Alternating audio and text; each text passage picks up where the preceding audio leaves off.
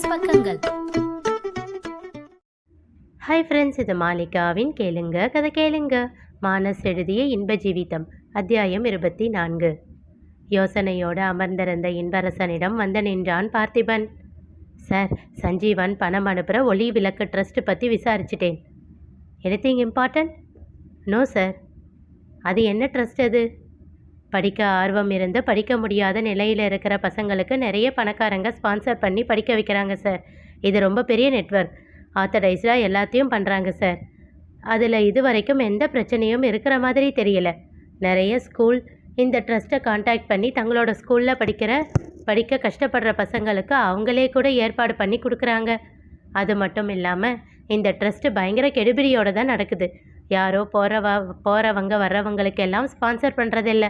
அந்த குழந்தைங்க அவங்க கொடுக்குற உதவிக்கு தகுதியானவங்க தானா அப்படின்னு டெஸ்ட் எல்லாம் வச்சு அவங்க பேக்ரவுண்ட் எல்லாம் விசாரித்து அப்புறம்தான் ஹெல்ப் பண்ணுறாங்க. ஓ, பர்டிகுலராக இந்த ட்ரஸ்ட்டுக்கு சஞ்சீவன் பணம் கொடுக்க என்ன காரணம்னு விசாரிச்சியா? Yes sir. படிக்க ஆர்வம் இருந்தும் படிக்க முடியாமல் இருக்கிற பசங்களுக்கு ஹெல்ப் பண்ணணும்னு சஞ்சீவன் படித்து முடிச்சுட்டு வந்த கொஞ்ச நாள்லேயே கேட்டிருக்கான். அவங்க அம்மா தான் ஏற்கனவே பண்ணிக்கிட்டு இருக்கிறது கூடவே இதையும் பண்ணலாம்னு சொல்லியிருக்காங்க. ஆனால் அவன் ஒத்துக்கலையாம். தன்னோட சொந்த சம்பாத்தியத்தில் பண்ணணும்னு சொல்லியிருக்கான். லண்டனில் படிக்கும்போதே ஒரு கன்சல்டன்சி கம்பெனியில் ஒர்க் பண்ணியிருக்கான். இப்போவும் இங்கே இருந்து அங்கே ஒர்க் பண்ணிக்கிட்டு தான் இருக்கான். அதிலிருந்து வர்ற பணத்தை தான் இந்த ஸ்பான்சருக்கு யூஸ் பண்ணுறான். அது எப்படி திடீர்னு இந்த மாதிரி ஹெல்ப் பண்ணணும்னு தோணும்? ஏதாச்சும் ஒரு விஷயம் மனசை பாதித்து அதனால் ஏதாச்சும் இதை செய்ய ஆரம்பிச்சிருப்பானா? அது என்னன்னு விசாரிச்சியா? Yes sir. சஞ்சீவன் கிட்ட நேரடியாகவே இதை பற்றி கேட்டேன். அவன் லண்டனில் படிச்சுக்கிட்டு இருக்கும்போது அவன் கூட படித்த ஒருத்தன் இந்த மாதிரி ஸ்பான்சர்ஷிப்பில் தான் வந்து படிச்சிருக்கான். இந்த மாதிரி இல்லை, இதை விட நிறைய திறமை இருந்தும் படிக்க முடியாமல் இருக்கிற பசங்க இருக்காங்க அப்படின்னு அவன் ரொம்ப வருத்தப்பட்டானாம். அதனால் சஞ்சீவன் தானே ஒரு ட்ரஸ்ட் ஆரம்பித்து இதை பண்ணணும் அப்படின்னு நினச்சிருக்கான். ஆனால் முதல்ல பிஸ்னஸ் ஓரளவுக்கு ஸ்டடி ஆனதுக்கப்புறம் இதை பற்றி யோசிக்கலாம் அப்படின்னு முடிவு பண்ணி இந்த மாதிரி ஹெல்ப் பண்ணுற ட்ரஸ்ட் பற்றி விசாரிச்சிருக்கான். அப்போ தான் அவனுக்கு ஒளி விளக்கு பற்றி தெரிய வந்திருக்கு. அதுக்கப்புறம் அவங்கள அப்ரோச் பண்ணி இவனோட டீட்டெயில்ஸ் எல்லாம் கொடுத்து தான் ஹெல்ப் பண்ண விரும்புகிறதா சொல்லியிருக்கான். எந்த விஷயமும் எங்கேயும் இல்லீகலாக இல்லை சார். அவன் ஸ்பான்சர் பண்ணுற பணம் கூட எல்லாமே கணக்கில் இருக்குது. ரொம்ப பர்ஃபெக்டாக இருக்கிறது கூட இடிக்கிற மாதிரி இல்லையா பார்த்தி? புரியல சார். இப்படி 100% நல்லவனா யாராச்சும் இருப்பானா என்ன? எனக்கு அங்கே தான் உறுத்துது. ஒருவேளை அவங்க தாத்தா மாதிரி என்று பார்த்திபன் சொல்லி கொண்டிருக்கும் போதே ஏளனமாக புன்னகைத்தான் இன்பரசன். அதை கண்டு புரியாமல் சார் என்றான் பார்த்தி. அவன் தாத்தா நல்லவர் தான், இல்லைன்னு சொல்லலை. ஆனால் அவர் ஒரு பிஸ்னஸ்மேன். இப்படி தனியாக தானம் தர்மம் பண்ணுறதுக்கு எதுக்காக பணம் ஒதுக்கி வச்சிருக்கார் தெரியுமா? அதில் இருந்து அவங்களுக்கு எவ்வளவு டேக்ஸ் சேவிங்ஸ் வருதுன்னு தெரியுமா? அது மட்டும் இல்லாமல் இதெல்லாம் தெரியாமல் தான் கணேசன் விட்டு வச்சிருப்பாருன்னு நினைக்கிறியா? திகைத்தான் பார்த்திபன். அவங்க பண்ணுற உதவியெல்லாம் உண்மைதான். ஆனால் அதில் இருந்து அவருக்கு எந்த ஆதாயமும் இல்லை அப்படின்னு சொல்ல முடியாதே. சஞ்சீவன் விஷயம் அப்படி இல்லை. அவன் இன்னும் தன்னுடைய சொந்த சம்பாத்தியத்தை கம்பெனி விஷயத்தில் எடுத்துக்கிட்டே வரலை. ஸோ அவனுக்கு இந்த டேக்ஸ் பெனிஃபிட் எல்லாம் அவ்வளவு யூஸ்ஃபுல்லாக இருக்குமா என்ன? அப்படி இருக்கும்போது இதை அவ்வளவு மும்முரமாக செய்ய காரணம் என்ன? ஒருவேளை உண்மையிலேயே அவனுக்கு உதவி செய்கிற குணம் இருக்குன்னா அப்போ கூட அது இடிக்குதே. இப்போது எத்தனை குழந்தைங்களுக்கு அவன் ஸ்பான்சர் பண்ணிக்கிட்டு இருக்கான்? மொத்தம் 4 பேர் தான் சார். இங்கே தான் யோசிக்கணும் பார்த்தி. இதுவே அவன் கம்பெனியை டேக் ஓவர் பண்ணதுக்கப்புறம் இதை செஞ்சிருந்தா, கம்பெனி வருமானத்திலிருந்து அவன் ஹெல்ப் பண்ணியிருந்தா அவனால் இன்னும் அதிகமான குழந்தைங்களை படிக்க வச்சுருக்க முடியும்.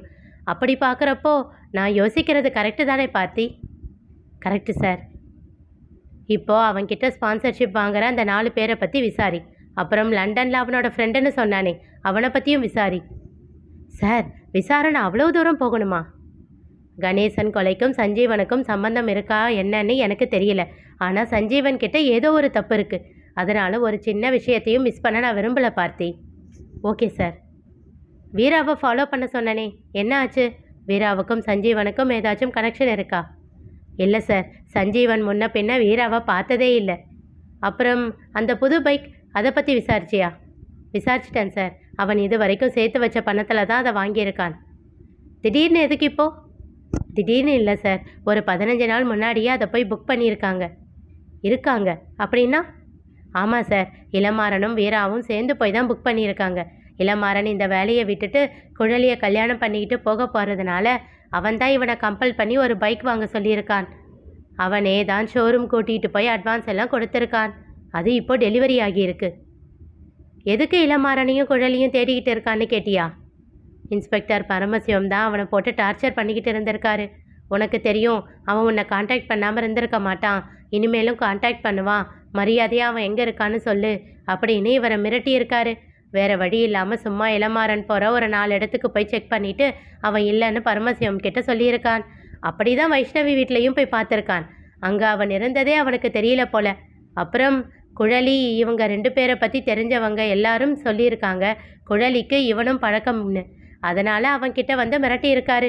அவனும் குழலியை பற்றி இவனுக்கு தெரிஞ்ச இடத்துல எல்லாம் பார்த்துட்டு அவன் இல்லைன்னு சொல்லியிருக்கான். அவ்வளவுதானா? ஆமாம் சார். இருந்தாலும் அவன் வீட்டை ஒரு தடவை சர்ச் பண்ணு. அவனோட பேங்க் அக்கௌண்ட் மேலே ஒரு கண் வச்சுக்கோ. அப்புறம் அவன் எங்கே போகிறான், என்ன செலவு பண்ணுறான், எவ்வளவு செலவு பண்ணுறான், இதெல்லாம் அப்பப்போ வாட்ச் பண்ணிக்கிட்டே இரு. Okay sir. அந்த ராயபுரம் பசங்க 4 பேர் மாறன் மேலே கம்ப்ளைண்ட் கொடுத்துருந்தாங்களே, அவனுங்களை பற்றி விசாரிச்சியா? சொல்லியிருக்கேன் சார். இன்னும் டீட்டெயில்ஸ் வரல. ஓகே, வந்ததும் எனக்கு ஃபோன் பண்ணி சொல்லு. Yes sir. ஜீவிதா தந்து சென்ற புத்தகத்தை படித்து கொண்டிருந்தான் இளமாறன். கீழே மூடி வைக்க தோன்றாமல் ஆர்வமாக படித்து கொண்டிருந்தான். கழிவறை செல்வதற்காக மனமே இல்லாமல் புத்தகத்தை வைத்துவிட்டு எழுந்து சென்று விட்டு வந்தான். ஜீவிதா அவன் படிப்பதற்காக ஒரு சிறிய டேபிள் லைட்டை அவன் அருகில் வைத்துவிட்டு டியூப்லைட்டை அணைத்து விட்டிருந்தாள். அவ்வப்போது அவன் குடித்து கொள்ள ஒரு ஜக்கில் தண்ணீரும் கொடுத்திருந்தாள். இந்த வெண்டிலேட்டர் வழியாக வெளிச்சம் வெளியே போச்சுன்னா பசங்க சந்தேகப்படுவாங்க என்றாள். முடிஞ்ச வரைக்கும் சத்தம் போடாமல் இரு என்று பல முறை எச்சரித்து விட்டே சென்றாள். அவள் கூறியதைப் போல் அவன் சத்தம் போடவில்லைதான். ஆனால் வெளியில் இருந்து அவ்வப்போது சத்தம் வந்து கொண்டே இருந்தது. அவன் மனதில் ஒரு சந்தேகம் எழுந்தது. 2 மகன்கள் என்று ஜீவிதா சொன்னது ஞாபகத்தில் இருந்தது. ஆனால் ஒரு குரல் மட்டுமே கேட்டுக்கொண்டு இருந்தது. ஒருவனின் குரல் வரவே இல்லை.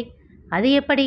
ஒருவன் மட்டும்தான் பேசிக்கொண்டிருப்பானா என்று சந்தேகம் எழ நாற்காலியை கதவின் அருகில் போட்டு அதன் மேல் ஏறி நின்று அந்த வெண்டிலேட்டரின் கம்பிகள் இடையே வெளியில் பார்வையை செலுத்தினான்.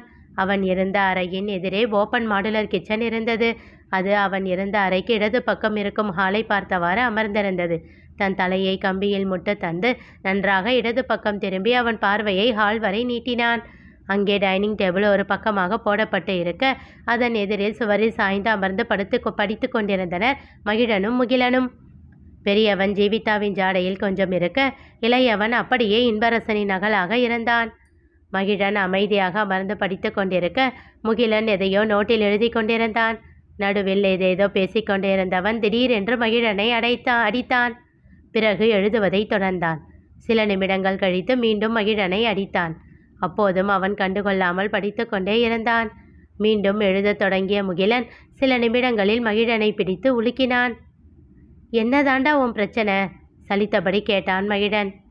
எனக்கு ஆன்சர் வரமாட்டேங்குது. அதுக்கு நான் என்னடா பண்ண முடியும்? எனக்கு சொல்லிக் கொடு. முடியாது. எல்லா செம்மையும் டவுட்டுன்னு சொல்லி என்ன கேட்டு கேட்டு போட்டுடுவ. அப்புறம் உனக்கு எப்படி ப்ராக்டிஸ் ஆகும்? நீயே 2-3 தடவை ட்ரை பண்ணு. அப்போ தான் உனக்கே புரியும். நீ எல்லாம் ஒரு அண்ணனா? அப்பப்போ சொல்லுடா, அப்போதான் எனக்கும் ஞாபகம் இருக்கும் என்று சொல்லிவிட்டு மீண்டும் படிக்கத் தொடங்கினான் மகிழன். அவனை முறைத்துவிட்டு எழுதுவதை தொடர்ந்தான் முகிலன். இளமாறனின் இதழில் புன்னகை அரும்பியது. நாற்காலியிலிருந்து இறங்கியவன் சத்தமில்லாமல் அதனை நகர்த்தி வைத்துவிட்டு மீண்டும் சுவற்றில் சாய்ந்து அமர்ந்து கொண்டான். அவனுக்கு குழலியின் ஞாபகம் வந்தது. மாறா, நாம் 2 குழந்தைங்க பெற்றுக்கலாண்டா. 2ம் ஆம்பளை பசங்க, உன்ன மாதிரியே. இல்லை இல்லை, எனக்கு உன்ன மாதிரி ஒரு பெண் குழந்தை வேணும். ஆம்பளை பசங்க எல்லாம் அம்மா கிட்ட தான் செல்லமாக இருப்பாங்களாம். என் கூட க்ளோஸாக இருக்க ஒரு பொண்ணு வேணும். அப்போ 3 குழந்தைங்க, ஓகேவா? அவளை மேலிருந்து கீழ் வரை பார்த்தான் மாறன். இதெல்லாம் உனக்கே ஓவரா இல்லையா? 3 குழந்தைங்களா? எந்த காலத்திலடி இருக்க? அதெல்லாம் எனக்கு தெரியாது. எனக்கு 2 பசங்க வேணும்.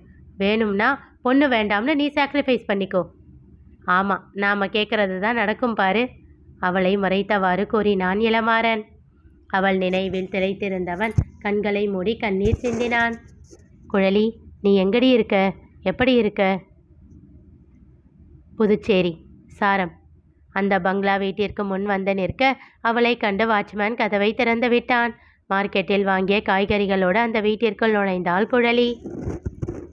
குழலி அங்கே என்ன செய்கிறாள் தெரிந்து கொள்ள தொடர்ந்து கேளுங்க, கதை கேளுங்க. மீண்டும் சந்திப்போம்.